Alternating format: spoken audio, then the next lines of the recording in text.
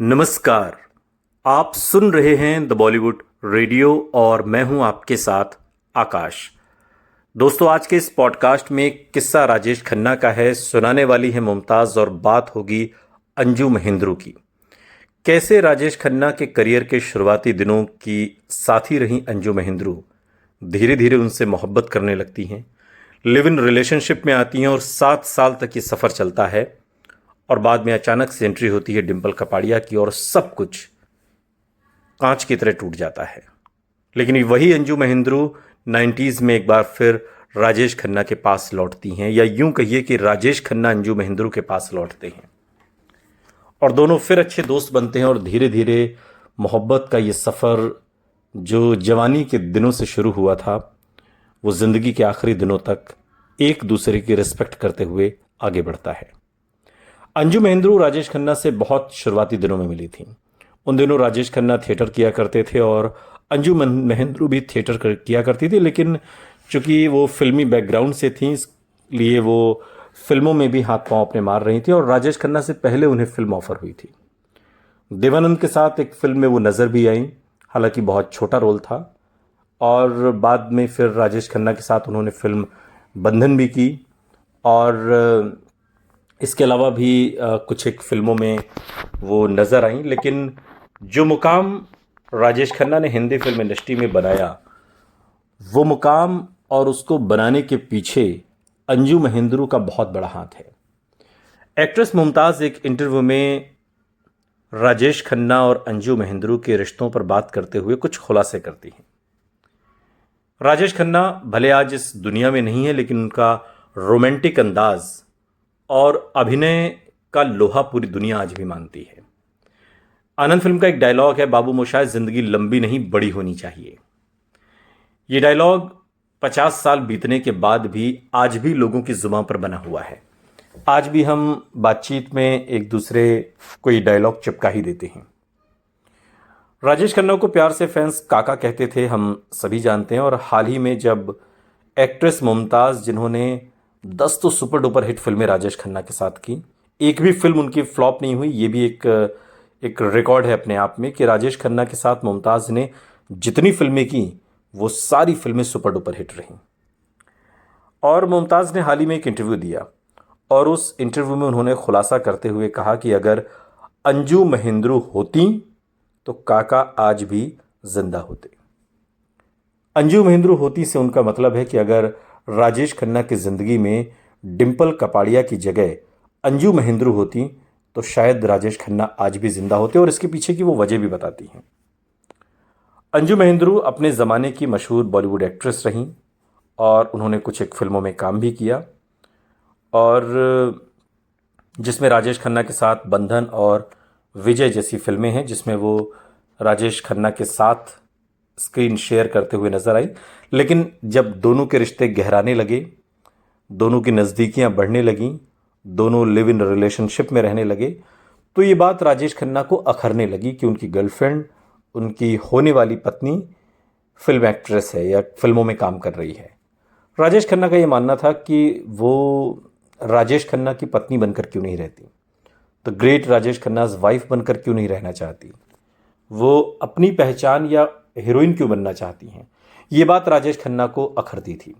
एक बार तो ऐसा भी हुआ जब अंजू महेंद्रू ने एक फिल्म साइन कर ली, वो फिल्म कंप्लीट भी हुई और राजेश खन्ना ने उस फिल्म के सारे राइट्स खरीद लिए, डिस्ट्रीब्यूटर्स का सारा काम ले लिया, हर एक चीज़ खरीद ली, और वो फिल्म कभी रिलीज़ नहीं हुई, इसलिए चूंकि राजेश खन्ना नहीं चाहते थे।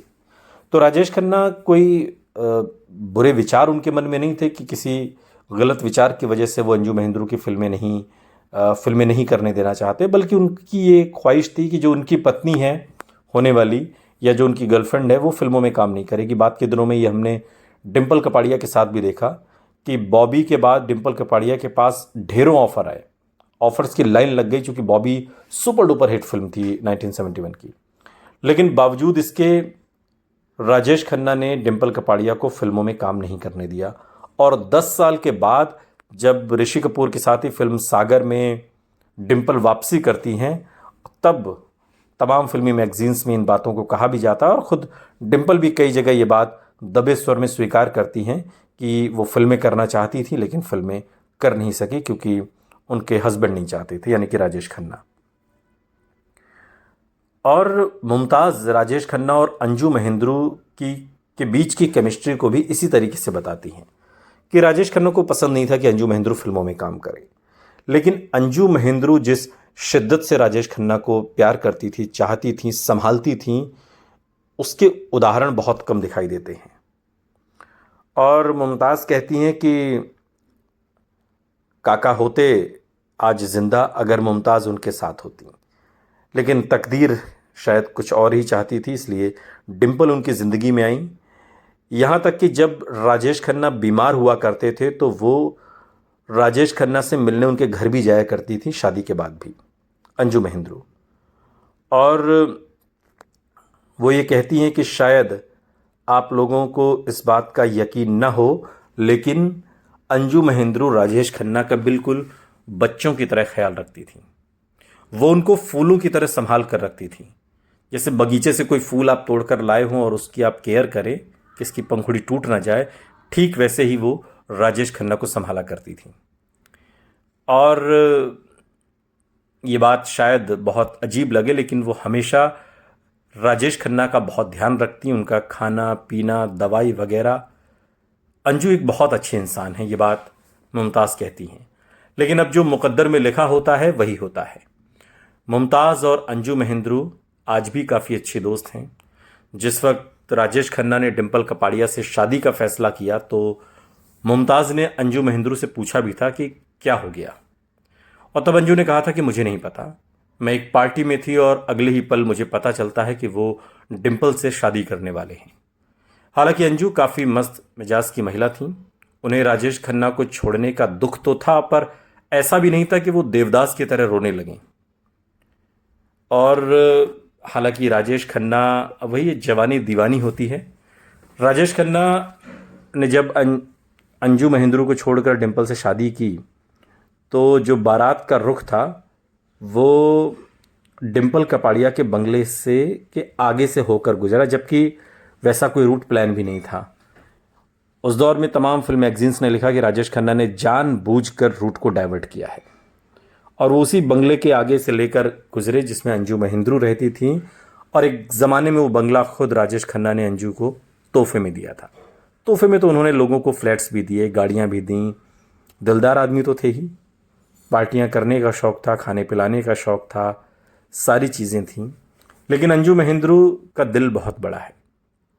राजेश खन्ना ने बेशक अंजू महेंद्रू के साथ बेवफाई की, लेकिन ज़िंदगी के उस दौर में जब चीज़ें नर्म होना शुरू होती हैं, यानी कि आदमी बुढ़ापे की तरफ जाता है, तो राजेश खन्ना एक बार फिर अंजू महेंद्रू के पास लौटे और अंजू महेंद्रू और राजेश खन्ना एक अच्छे दोस्त बने, और ये दोस्ती ताउम्र रही तब तक जब तक राजेश खन्ना जिंदा रहे। आज भी जब अंजू महेंद्रू इंस्टाग्राम पर कभी भी कोई पोस्ट राजेश खन्ना से जुड़ी हुई डालती हैं तो वो ये ज़रूर लिखना नहीं भूलती कि राजेश खन्ना मेरे बहुत अच्छे दोस्त थे, लेकिन आप उनके बारे में मुझसे कभी कोई पर्सनल सवाल मत पूछिएगा। सुनते रहिए द बॉलीवुड रेडियो, सुनता है सारा इंडिया।